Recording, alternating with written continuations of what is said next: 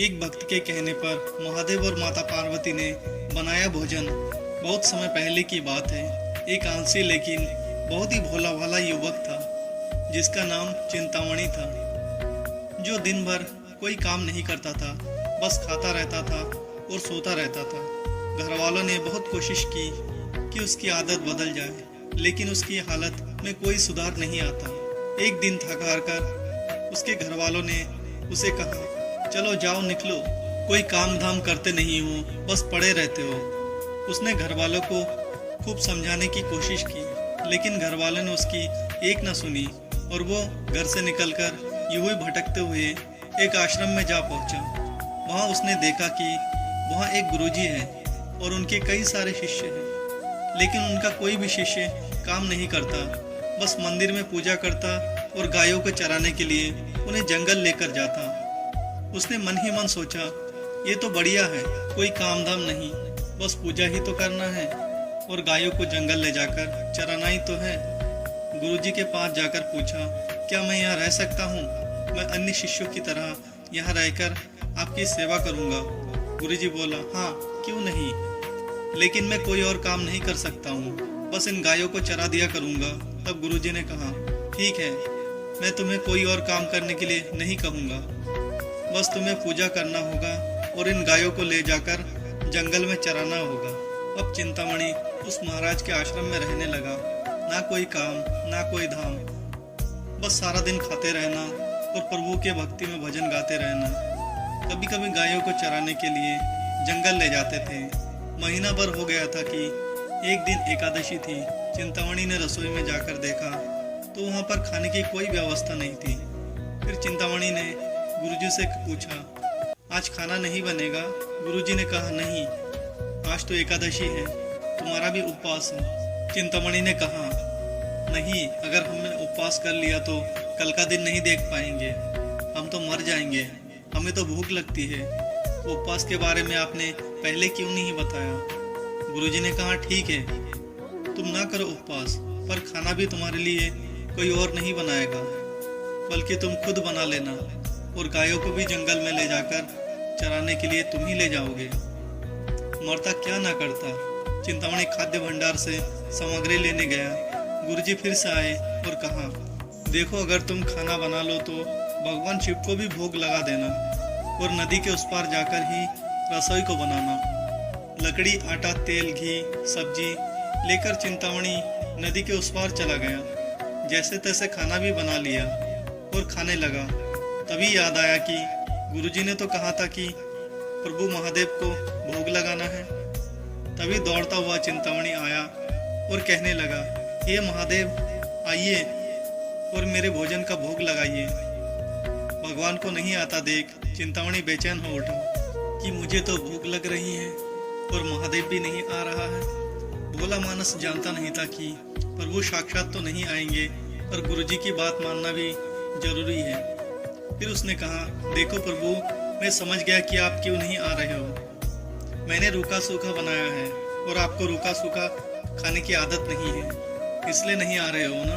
सुनो प्रभु, आज वहाँ कुछ भी नहीं बना है, सबका एकादशी है, खाना हो तो ये भोग ही खा लो। महादेव अपने भक्त की सरलता पर बड़े मुस्कुराए और माता पार्वती के साथ प्रकट हो गया। भक्त असमंजस में पड़ गया और सोचने लगा कि गुरुजी ने तो कहा था कि केवल महादेव जी आएंगे, पर यहाँ तो माता पार्वती भी आई है और मैंने तो भोजन बस 2 लोगों का बनाया है। चलो कोई बात नहीं, आज मैं इन्हें खिला देता हूँ। फिर चिंतामणि बोला, प्रभु, मैं भूखा रह गया, लेकिन मुझे आप दोनों को खाता देख बहुत अच्छा लग रहा है, लेकिन अगली एकादशी पर ऐसा मत करना, पहले बता देना कि कितने जन आ रहे हो और थोड़ा जल्दी आ जाना। भगवान शिव उसकी बात को सुनकर बहुत प्रसन्न हुए और प्रसाद को ग्रहण कर वहां से चले गए। अगली एकादशी तक ये भोला मानस सब कुछ भूल गया। उसे लगा कि प्रभु ऐसे ही आते होंगे और प्रसाद ग्रहण करते होंगे। फिर एकादशी आई। गुरुजी से कहा, मैं चला अपना खाना बनाने, पर गुरुजी थोड़ा ज़्यादा अनाज लगेगा, वहाँ 2 लोग आते हैं। गुरुजी मुस्कुराते हुए बोला, ये चिंतामणि भूख के मारे बावला हो जाता है, ठीक है, ले जाओ और अनाज ले जाओ। इस बार उसने 3 लोगों का खाना बनाया। फिर गुहार लगाई कि हे महादेव, आइए मेरे भोजन का भोग लगाइए। प्रभु की महिमा भी निराली है। भक्त के साथ कौतुक करने में उन्हें भी बड़ा आनंद आता है। इस बार महादेव अपने संग नंदी और गणप्रेत को भी लेकर आए थे। भक्त को ये देखकर चक्कर आ गया। ये क्या हुआ? एक का भोजन बनाया तो 2 जन आए, आज 2 का खाना बनाया तो इतने सारे भक्त आ गए। लगता है आज भी मुझे भूखा ही रहना पड़ेगा। सबको भोग लगाया और खुद बैठे बैठे देखता रहा। अनजाने में ही उसकी एकादशी भी हो गई। फिर अगली एकादशी आने से पहले ही गुरुजी से कहा, गुरुजी ये आपके महादेव अकेले क्यों नहीं आते हैं? हर बार कितने सारे लोग ले आते हैं, इस बार अनाज ज़्यादा देना। गुरुजी को लगा कि कहीं ये अनाज बेचता तो नहीं, देखना पड़ेगा जाकर। भंडार में कहा इसे जितना अनाज चाहिए दे दो और छुपके उसे देखने चल पड़े। इस बार चिंतामणि ने सोचा खाना पहले नहीं बनाऊंगा, पता नहीं कितने लोग आ जाएं, पहले बुला लेता हूँ फिर खाना बनाता हूँ। फिर आवाज़ लगाई, प्रभु महादेव आइए मेरे भोजन का भोग लगाइए। इस बार तो सारा कैलाशवासी मौजूद हो चुके थे। इस पर नंदी कहने लगा, ये क्या, प्रसाद तो भी तैयार भी नहीं है। भक्त ठहरा भोला वाला, प्रभु इस बार मैंने खाना नहीं बनाया। प्रभु ने पूछा क्यों? फिर चिंतामणि बोला, मुझे मिलेगा तो है नहीं, फिर क्या फायदा खाना बनाने का, आप ही बना लो और खुद ही खा लो। महादेव और माता पार्वती इस बात को सुनकर मुस्कुराने लगा। तब महादेव कहने लगा, भक्त की इच्छा है पूरी तो करनी ही पड़ेगी, चलो लग जाओ काम पे। नंदी लकड़ी उठाई, माता पार्वती आटा गूंदने लगी। भक्त एक तरफ बैठकर देखता रहा। माता पार्वती रसोई बना रही थी तो कई ऋषि मुनि यक्ष गंधर्व प्रसाद लेने के लिए आने लगे। इधर गुरुजी ने देखा खाना तो बना नहीं और भक्त एक कोने में बैठा है। फिर गुरुजी ने पूछा, बेटा क्या बात है, खाना क्यों नहीं बनाया?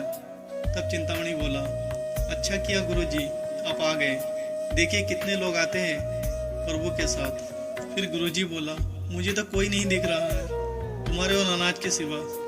भक्त ने माथा पकड़ लिया, एक तो इतनी मेहनत करवाते हैं प्रभु और भूखा भी रखते हैं और ऊपर से गुरुजी को भी नहीं दिख रहा है, ये तो और बड़ी मुसीबत है। तब चिंतामणि महादेव से कहने लगा, आप गुरुजी को क्यों नहीं दिखाई दे रहे हो? फिर महादेव कहता है, मैं उन्हें दिखाई नहीं दे सकता हूँ। चिंतामणि ने कहा, पर क्यों? वो तो बड़े पंडित हैं, ज्ञानी हैं, विद्वान हैं, उन्हें तो बहुत कुछ आता है, उनको क्यों नहीं दिखते हो आप?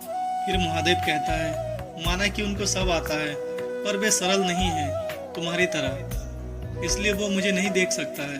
चिंतामणि ने गुरुजी से कहा, गुरुजी प्रभु कह रहे थे कि आप सरल नहीं हैं, इसलिए आपको वो नहीं दिखाई दे रहे हैं। गुरुजी रोने लगा, वाकई में मैंने सब कुछ तो पाया है पर सरलता नहीं पा सका तुम्हारी तरह। मैं प्रभु तो मन की सरलता से ही मिलते हैं। प्रभु प्रकट हो गए और गुरुजी को भी दर्शन दे दिए। इस तरह से एक भक्त के कहने पर प्रभु ने रसोई भी बनाई और भोजन भी पकाया।